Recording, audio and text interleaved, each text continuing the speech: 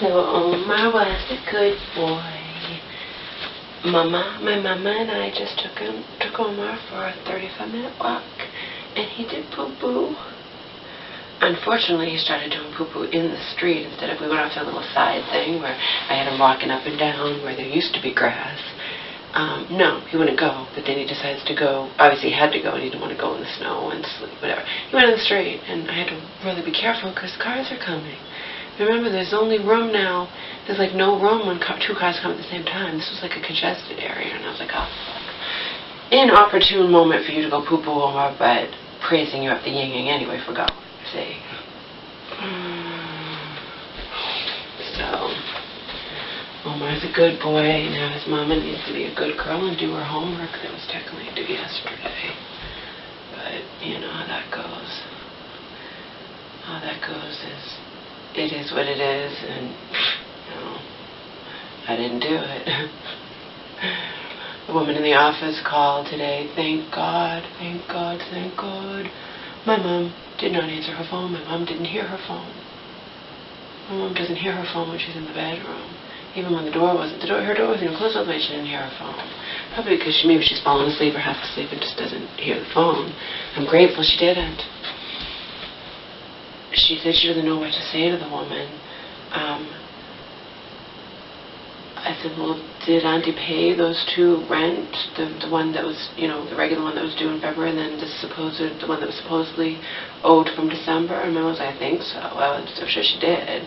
She doesn't believe me that she just, you know, she just finally gave in and humored me because I got upset, but she doesn't believe me that you know, so whatever. But by now she should have also probably paid March's rent. It's March 9th, you know, so I asked my mom to please just wait till tomorrow to listen to the voicemail. And I didn't tell her that the woman had called. Remember, the woman was going to be leaving soon. I didn't know. I'm so grateful my mom didn't answer the phone. And if my mom had heard it, she would have answered it. And then she wouldn't have known what to say. And then I might be down in my vodka right now. You know, I don't want to deal with it. I want her to talk to this woman when I am not around.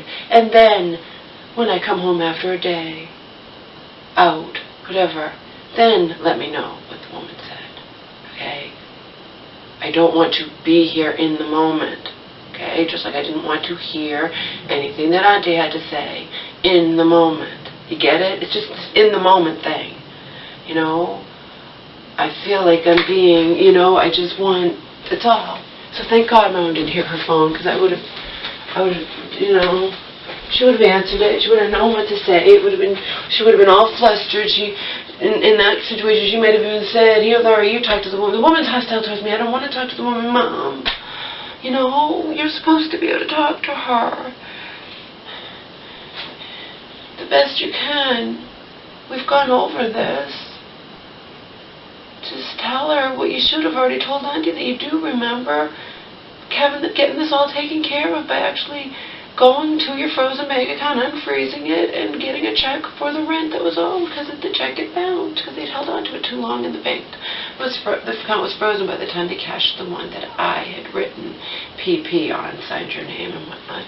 It's not the woman in the office's fault. She didn't know. She thought if both me and Auntie sent in checks for November, she cashed Auntie's for November and held on to mine for December, and then by the time it got cashed, the bank account was already frozen. I mean, it's not rocket science. The only thing Auntie and I disagree on, and we agree on that totally, is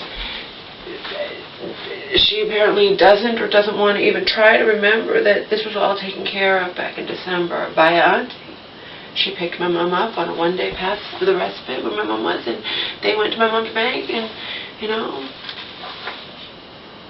specifically because the woman in the office had called Auntie and said, you know, why did this rent check bounce?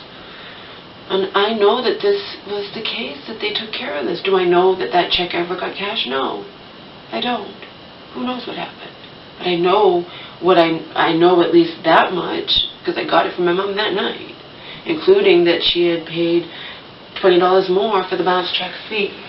So I have a really, really bad time, and then I want to drink, dealing with the being forced in the moment. Like, I wake up from a sound sleep and Auntie's on her way over here. I don't want to talk to her at this point.